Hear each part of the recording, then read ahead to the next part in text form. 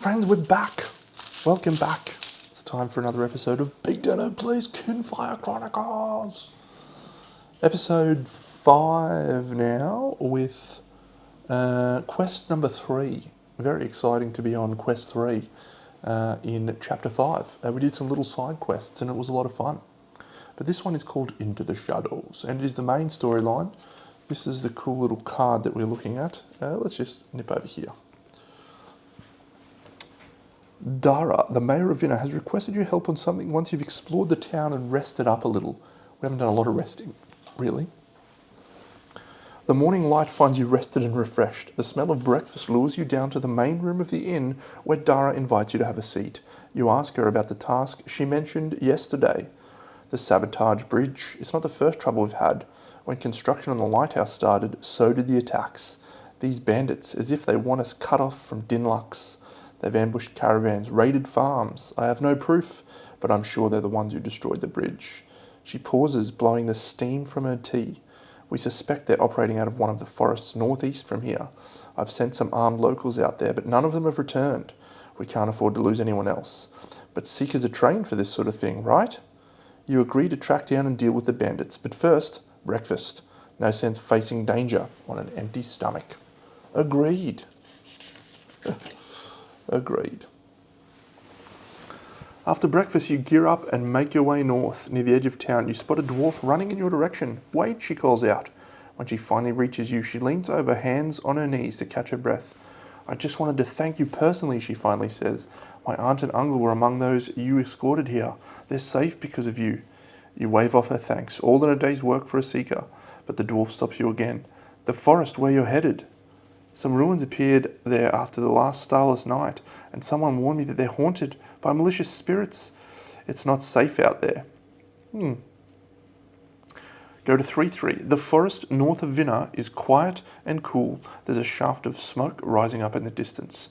You ease up on the camp, keeping your footfalls quiet. You ready your weapons, but when you emerge from the trees to strike, you find only a pile of corpses. They could be the men Dara sent out before you. The camp is littered with abandoned supplies. Whoever left must have left in a hurry. You notice tracks leading deeper into the forest. Do we search for useful supplies before we go, or do we get going? I think we get going. So we're going to Kinfire on Valora and on Khor.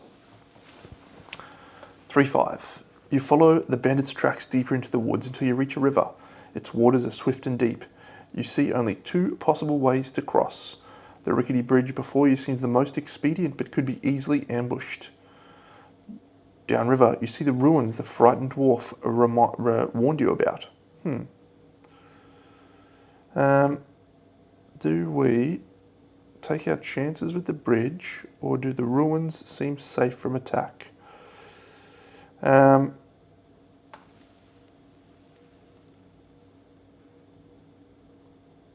Let's go to the bridge.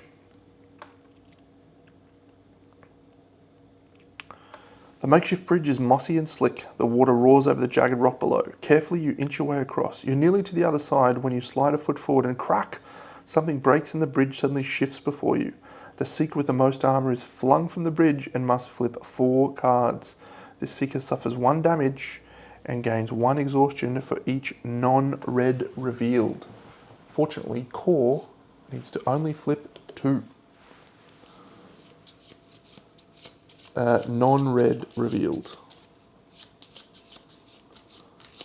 Our first one is a red, the defending blade. And our second one is a red, the defending blade.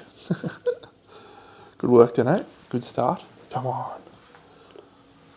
The forest continues. Oh, the tracks continue deeper into the forest. 3-10. You continue through the woods, following the bandits' tracks until they end at an entrance in an old mine. Did I go too far? Was I supposed to go to 3-10? Yes. Curiously, it appears unchanged by the darkness. You've heard of places that are immune to the transforming effects of a starless night, locations with deep histories and powerful magic. You approach with caution, making your way down the corridors of the mine. If you have memory 3B, We do not. Otherwise, go to 312. You step silently through the passageways, careful to avoid any traps until you come across a camp lit by luminous green moss. The bandits are reclining on some rocks and drinking from bound bottles, but their weapons are close by. You take your positions, ready your weapons, and then attack. Gain 2 fate, very good. And then, I used 2 fate in the last mission, so that's useful. And then each bandit begins the battle with a stun on each of their active abilities. Open the map, atlas to map 4.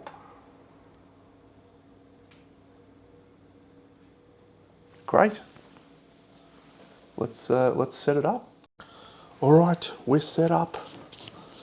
That was a relatively quick little story one. I was expecting a little bit more storyline, but I guess we didn't go to the haunted place. We just crossed the bridge.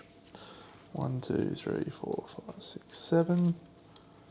We have some action. No reds there. Nice, but our Raven Charm, that's good. Here, these go shuffled back in. A little bit more Kinfire to play with now, so we can include some more cards. I did include another couple of cards for each. She has a Kinfire as well. She got one too. No, she didn't. That was the other one.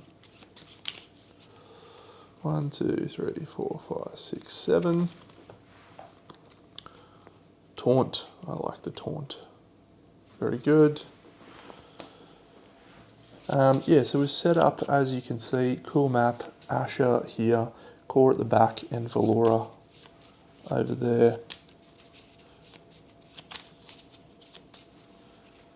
Interesting. 1, 2, 3, 4, 5, 6, 7. Do we have some actions? We do.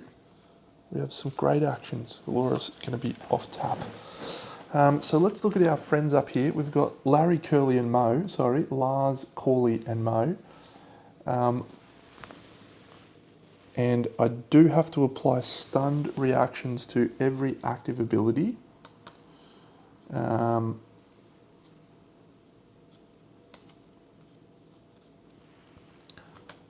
And discard all, yeah, so we have to put all statuses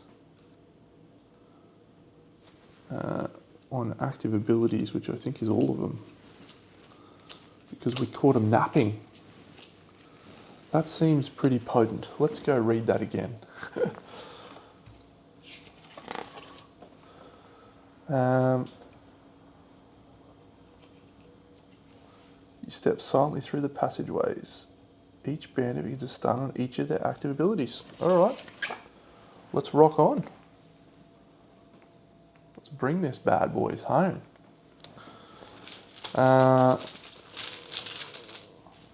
Let's kick off with Valora. She'll move to here and she'll give Asha an armor. And then she has her bow.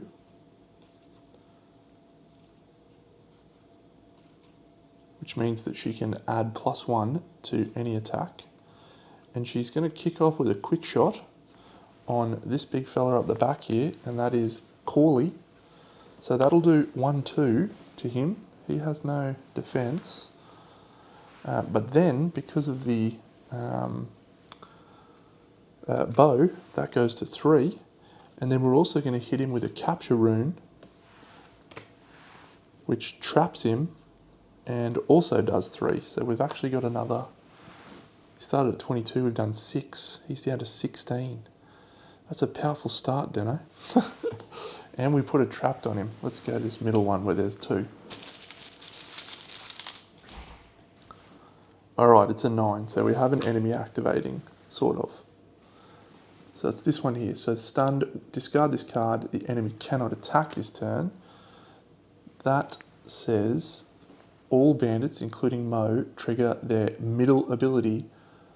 Resolve them in order from left to right, ignoring any status effects. Okay, that's quite bad. The bandit growls at you, baring his teeth, and then attacks. So he's going to go for Valora. Very bad. So he goes to there. He hits her with a 5. She's got no armor. Khor will take 1 of those, so she's going to take 4 damage. Do we have any block? The colour of that attack is white, so we're fine. So yeah, we'll block that. So she's going to suffer 3. She's down to 9. And that's Khor done. And now Lars, range 2, sorry, attack 2 at range. His target is most armor, which is Khor, so he'll move to here. And this attack ignores armor. 2 damage on Khor. And finally, this guy, a wise guy, eh? He moves to here. He doesn't get to attack. So that's it. All right, I retract my comment about our good start. The big green man, Khor. All right, let's move to this guy and let's attack him. So this attack, Shard Whip. Yeah, okay, let's actually do that here. Yeah, and let's do Shard Whip. It's a 2 damage attack, but we're going to discard 3 armor, 1, 2, 3, to make it an 8 damage attack. Shard Whip. I think our best play is to go onto the dude who... yeah, let's go on Lars. He's down to 10. He was already focused on us, so he remains focused on us. Do we have the ability to boost that attack? That is a green, so there's no boost there, and no boost there. All right. 12. So 12 is this one. It is stunned, so he doesn't attack.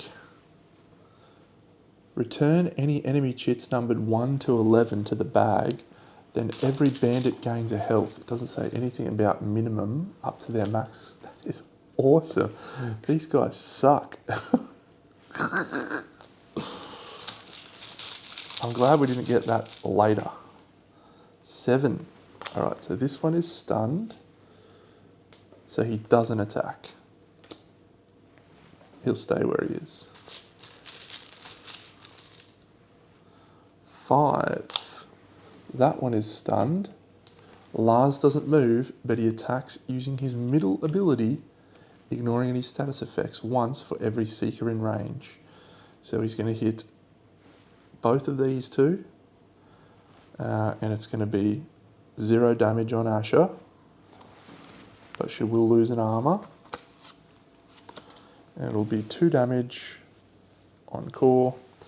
We might actually deflect that using our capture rune.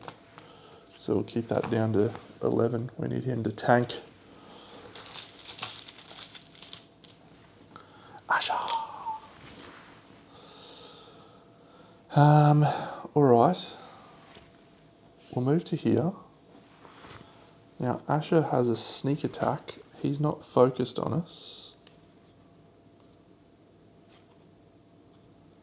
We'll play the odd Raven Charm first of all, so we gain an armor. That's a free action.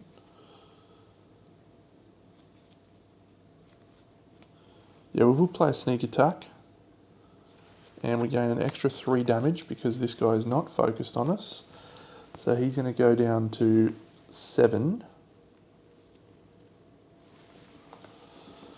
And then, because we played a sneak attack, we can then follow it up with a Scorpion Strike. If you play an action with a printed cost of 2 or less, you may immediately play this action afterwards. So we've done 4 plus another 2. He's down to 5. Can I boost either of those? I can boost the sneak attack. So we will. We'll boost the sneak attack. So he's down to 4. All right. Good one, Asha. Asha again. Okay, none of those triggered. I know that one did. So focus for Him is here, but we're going to wang him with our heavy staff.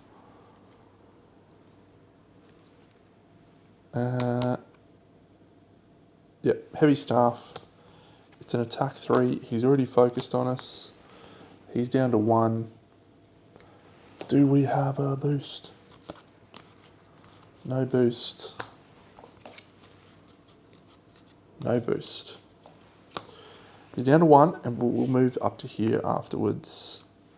And we can apply a stunned, so we'll apply a stunned on this one. We have just our sweet balm action, so we don't flip our lantern, but we could discard that, which would then let us flip our lantern and bring the big pain out.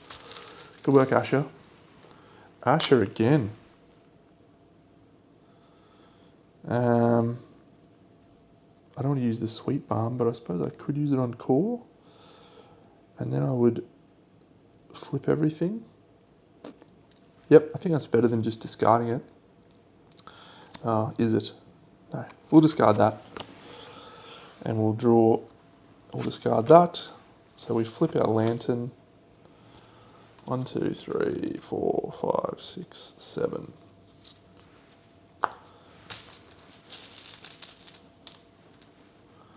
Eight. So that's stunned. Discard all statuses from Lars, refocuses, and then moves to the space nearest to his target. Most armor is still Asha, so he stays on Asha, then moves to the space nearest to his target that has no seekers in it. He's already in that space. Alrighty. Valora. She's definitely moving to here, and she's going to give an armor to Khor. She can probably just flip this loyal arrow to kill Khor, and then discard the sweet balm to bring that back into hand. That's what we'll do. So he's dead. He's tapped out. So we'll go 1 here.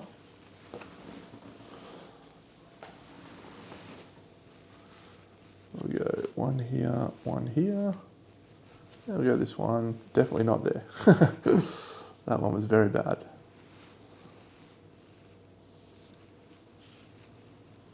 All right. Good work, Valora. 4. So that is here. So it's stunned. Discard all statuses from him. No. He refocuses and gains 1 health. So he gains a health. He refocuses. He's going for least armor. 1 armor, 2 armor, still Valora. This is awesome. 3, all right. So he's going to move into here, and he's going to attack Valora for 5. So she's going to take 5, but Khor's going to take 1 of that to go down to 10. And then that's an any color attack. So he can block, so she's down to 3 damage. Does Asha have a block? Yep. We'll go down to 1 damage.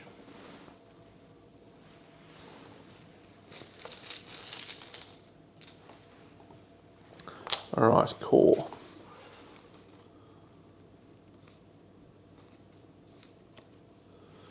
Yep. So he's going to move to this position here, and he's going to aftershock, which is range attack for 2 damage, and he will discard an armor card to allow that to attack both of those targets for 2 damage, but it does apply a stun effect as well. So we will just put a stun here and here. 2 damage on both. 16, 19. This guy's mo money, mo problems, eh? The Midnight. All bandits, including Mo, ignore their thing and trigger their middle attacks. So He is already on her, so it's going to be 5 damage on her. And he is 2 damage, but his target is Asha. So he'll just move to there. 5 damage, he'll take 1. She'll take 4. She's down to 4. That's a problem. Do we still have our healing thing? We do. Can we get to her? We can. We have a taunt, so keep that in mind, Deno. That's the best possible outcome we could have had. He'll move to here. He'll play the Sweet Balm on Valora. So we'll get rid of our Sweet Balm. She goes back up to 8. And then he will... Can't pierce defences because he's in range. So he will... That'll do. He'll stay there. We needed to heal Valora, so that was what needed to happen. And you can't do that in a different order. The Sweet Balm is free action, perform another one after this one. Yeah. Okay. All right, 1. Every seeker within 1 space of Khor gains that. It triggers his middle ability. Yeah. So we're going to use our taunt. Return a chit to the bag and draw again.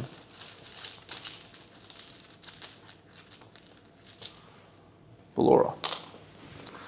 Perfect. So she will move back 1 space. She will give him an armor. And then she will shoot using her acid arrow, I think. Yep, so that acid arrow is going to go to 1, 2 because of her bow. And so we will do 2 damage to Khor. 1, 2, but then we get to put out statuses. And I think our best option, none of these can't possibly be here because they're both gone. So it's either 2, 3 or 6, 1 or 5. So yeah, we just put 3 hurt conditions on that middle one. 9. No, all bandits, including Mo, trigger their active abilities again, ignoring statuses. This one is move to her, attack for 5. We'll make that 4. She's back down to 4.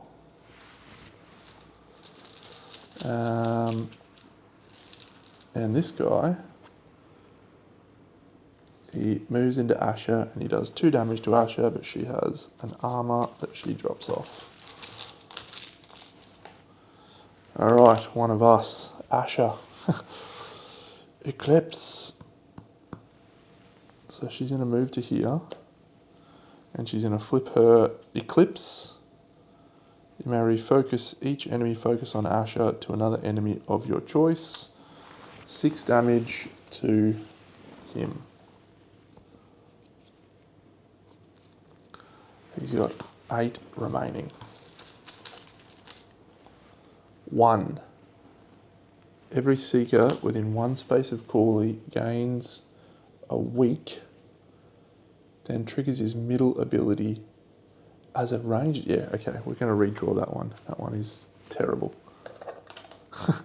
That would kill everyone in that space. So we draw 4 chits. 1, 2, 3, 4, and we decide which one we want to take. Asha is probably our option. She has coup de grace. We will select Asha. So Asha has no one focused on her. She will play coup de grace. And that will kill him.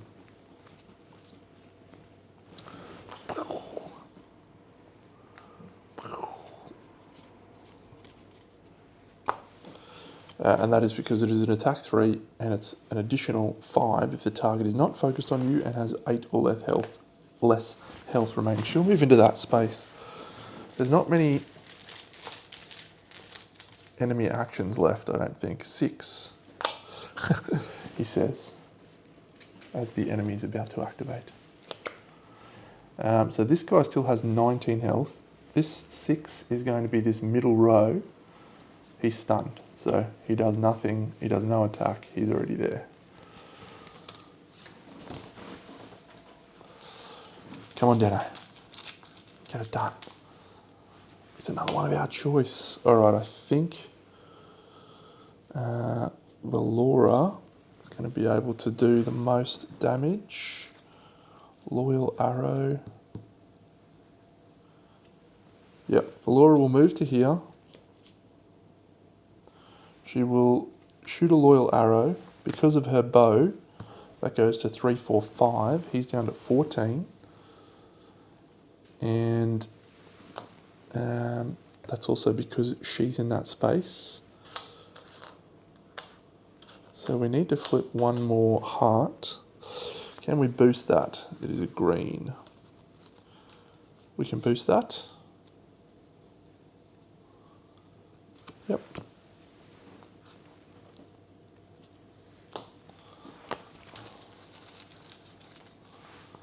$10. Alright, so Asha is the target. She has, oh, odd Raven Charm. She has 1 armor. So she's going to suffer 1 damage. That's it. And 11, same, it's on Asha. She suffers 2 damage. We could, no, Khor. Khor will shoot in the face with his pierce defenses. That's a big one for us to flip. 1, 2, 3, 4, 5, 6, 7, because he gets all his armor back now too. And he flips his lantern. And that was 3 damage. He is focused on us. Oh, he was supposed to go here. So he also had 1 armor. So we'll give her 2 health back. We'll drop his health by 2. That's 3, about the same. He just had to move to a different space. So we'll move to there. To shoot. All right.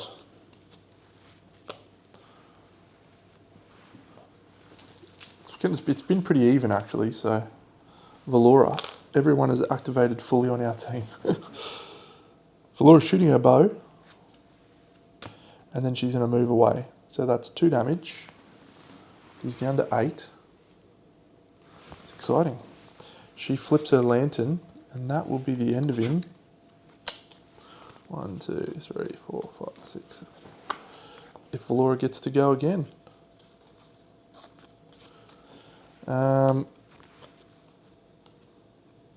Yep, that'll do. We need to flip our final heart. Come on. No, it's ability 2. He moves to here, and he attacks for 2 damage. So we suffer no damage, but we do lose an armor. Number 1. All bandits do it again. So again, we suffer no damage, but we lose an armor. I think there's literally only 2 things left in here.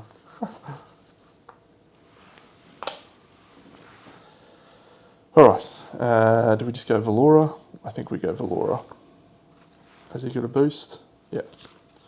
Crush, 7, 8, boost, snipe. Get out of here, Mo. 0. Defeated.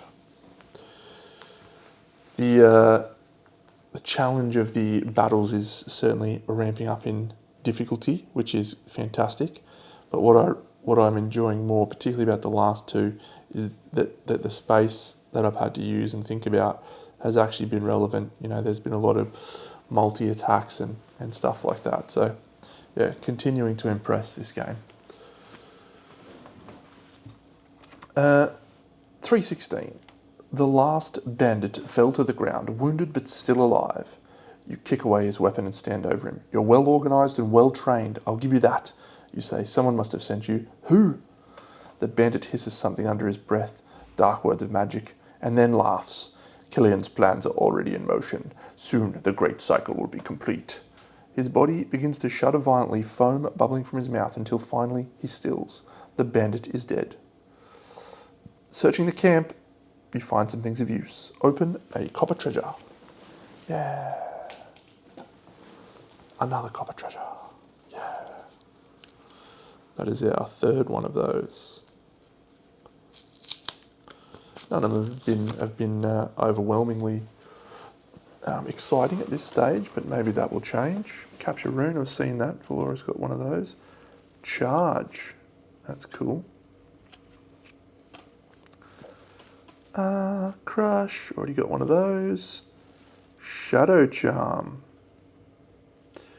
That one's interesting. We'll have to look into that one. Go to 318. Limping back into town, you report your findings to Dara. Unsurprisingly, she's upset by these developments. It's clear that someone had sent those men to torment the people of Vinna, but why? She shakes her head and hands you a small bag of coin. It's not much, but you deserve something. Thank you. Dara smiles weakly and returns to her post at the window, watching the horizon. Outside, the town bustles with activity, preparing for the arrival of Hierophant Selene, but the sun is already low in the sky. Shouldn't the Hierophant be in Vinna by now? Gain 3 coin and prompt Q4. You have 3 city actions. It's the Ring of Fire. And that is it. None of the other cards from that section are of use. The quest is over. Gain 3 city actions. Well, our city actions will straightforward. They will be to replace our sweet balm, because we used our sweet balm. I can't remember who we used, but we're replacing it because that is just glorious. So it's not her. Was it Ashes? No, it's Khor's. And we've been everywhere, but I think we'll go back to that place where we'll see if we can flip a white. And if we can flip a white, then we get some benefit. The lighthouse. All this stuff is like the preparatory stuff to set you up before the main storyline starts, before we go to the big city of Dinlux. I'm excited to go to Dinlux. Hey, it's white. That means we get whatever it is. Vinapack. I think it was event VC. Just as you're about to leave the site and get out of everyone's way, you spot a familiar face, the leader of the caravan you escorted to Vinna. Catching sight of you, he waves you over. I'm glad I have a chance to thank you for getting us all here in one piece. He pulls out a small jade carving of a cat and hands it to you. Take this. It's brought me quite a bit of luck thus far. Perhaps it will bring you some as well. And if not, you can always settle for some coin, right? Slapping you on the back and shaking your hands, he bids you farewell and good luck. Take memory VC and remove V7 and this card from Vinna. Your city action is over. That's it. Cool. So yeah, the only places we can go in Vinna now is Lucas Tea House, Morella's Wares, and have a sleep. So we'll do those, and that will do. But we get this little thing. Cool.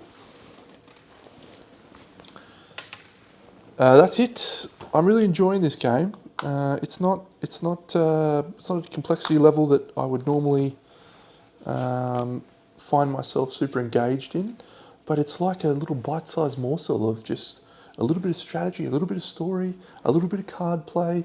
You know, nothing that's overloading cognitively.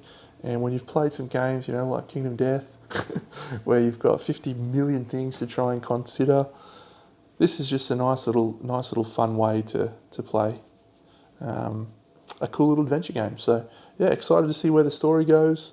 We'll keep cracking on, and I'll catch you all in the next episode of BigDenoPlays. BigDeno.